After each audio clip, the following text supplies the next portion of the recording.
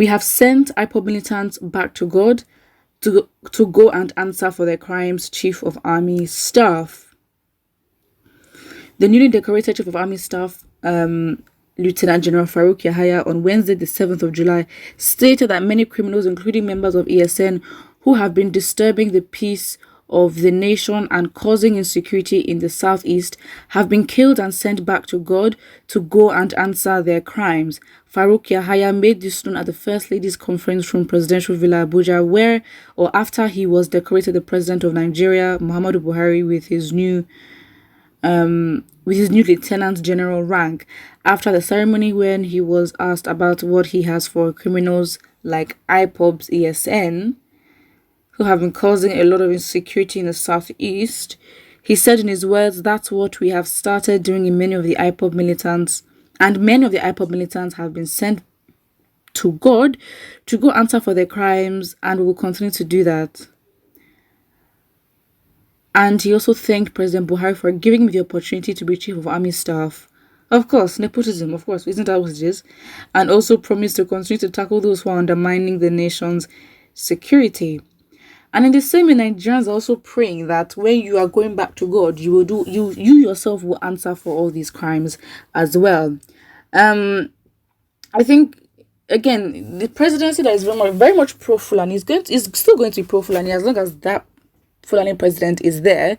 But I think one key thing is compliance. Again, listen, and it sounds harsh, but this is why some people use the phrase that the Southeast are slaves to the Fulani. We're talking in a general view. Don't personalize it and get offended. We're not talking about that on a minor scale.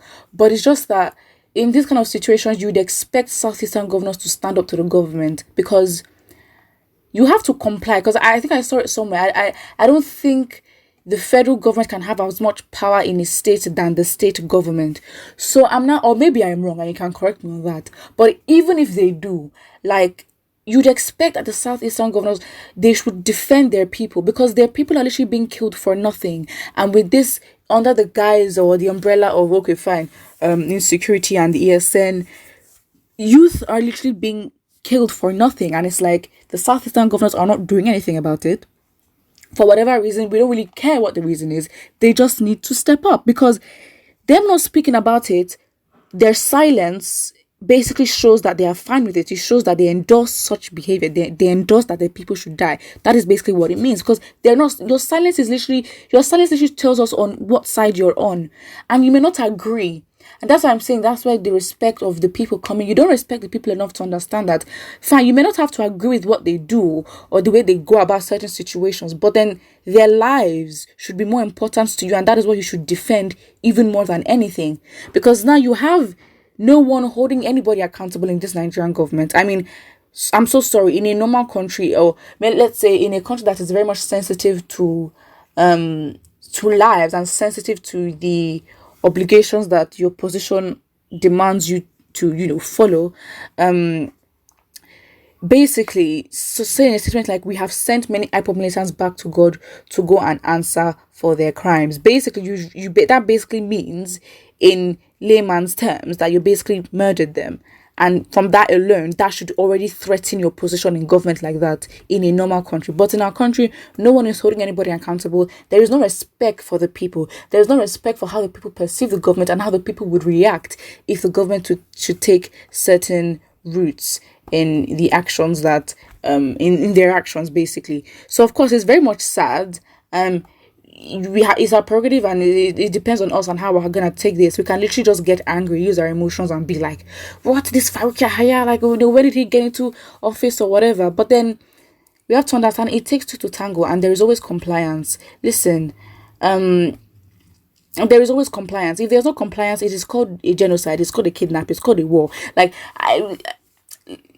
that's what I'm saying. Like, right now, with the way things are going, especially in military presence in the southeast, the governors, I don't think they're not even working overtime to go back to the constitution and see if they can actually reverse it. Why? Because they're all compromised, and it's very, very sad, because a small minority of the elites that are in power are already compromised with their affiliations and sentiments to the government. So for whatever reason, the selfish reasons, whatever. And then we now think of 2023. They say 2023, your time to vote, da da da da da. Right now, as of right now, we have APC holding certain positions in which should be neutral, if you know what I mean, which should be neutral. And when it comes to being the deciding factor in terms of security, in terms of like how do I say it? Like, when you have in the posts, you know what I mean? Like the major posts in the country that determine how the country is going to be driving forward. Like, for example, chief of army staff, INEC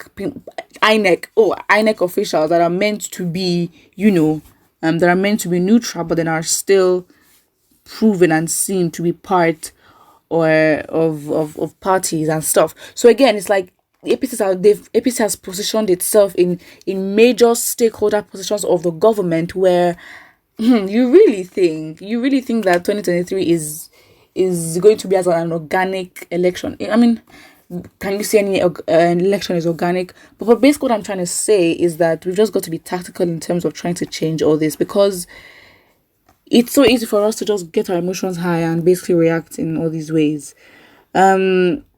So yeah, again, I think it's so sad because a lot of things are happening. Someone says you only killed 95% of innocent youth. God will keep them as witnesses against you on your judgment day. But then again, it's like, what are the state governments? What are they doing? Because you can only allow and comply for military presence in your state. So I'm like, what? My days. And of course, we can talk about the nepotism and you can talk about the hypocrisy and bias. But then it's like, they're not holding herders accountable. They're not holding Fulani herders accountable. Even when it was in the heat of all these situations, they were not being held accountable. And we understand that hypocrisy, but it seems like as if they're not going to be held accountable because there's no respect for the people and what the people feel. So I don't know, because again, I think Nigerians are really stuck in a place where we now have to be very strategic on how we make our voices heard. Because again, with the official ban of Twitter, I mean, again, you might say, okay, fine, the government was not smart about it, or you can say that they didn't really ban Twitter, but on paper they have banned Twitter. If they should catch you with it, like they're going through steps to show that they literally want the silence of Nigerians. Like, if they really could, they would take everything away from us and basically make us all zombies into this government, and they would do that. So again, I think the question right now is like, with 2023. Or even longer than that, and understanding the power of your voting, how do we make how do we make future politicians respect the people and treat them with respect? Because the respect is not there. That's why they can do all these things. That's why they would not even be as proactive and all that. And it's very, very sad. So again, I don't know. With the chief of army staff, again, it's so sad. All you can do is, like, sometimes emotions may be high and you just go at him and say you are this, you are that. But then you have to understand there has to be compliance on this part of the Southeast governors as well. No one is holding a gun to their neck that they have to be governors. They also want to be there, so they also have to compromise and agree to a lot of things at the expense of their own people, which is obviously very sad, but it is what it is. Put what you think about this in the comment section below, and don't forget to like and subscribe.